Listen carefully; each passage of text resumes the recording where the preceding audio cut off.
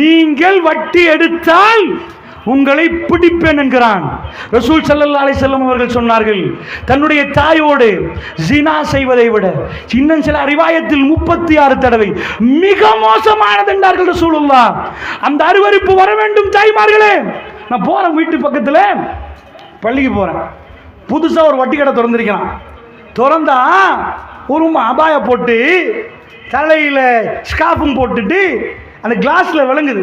போறோம், நிக்கிறாங்க. ஓப்பனிங் அன்றைக்கு பெருசா சத்தம் போட்டு ஆகோண்டு.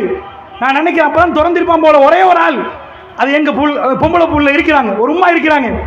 நான் கேட்கிறேன், ஏதாவது ஒரு சாராயம் விற்கிற கடையில முன்னாடி போய் நிப்பீங்களா? நீங்க தாடியை வச்சு போட்டு பொட்டில் வாங்குறதுக்கு நிப்பீங்களா?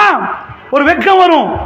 அந்த அம்மா அபாயம் உடுத்துட்டு இதையும் உடுத்துட்டு போறான்டா, இது தப்பண்டே தெரியா நினைக்கிறேன்.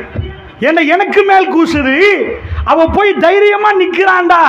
அல்லாஹ்வுடைய நல்லடியார்களே, பாவம் என்று தெரிந்த காலம் முடிந்து இதெல்லாம் பாவமாண்டி யோசிக்கிற ஒரு காலத்துக்கு வந்திருக்கிறோம். அல்லாஹ்வுடைய நல்லடியார்களே,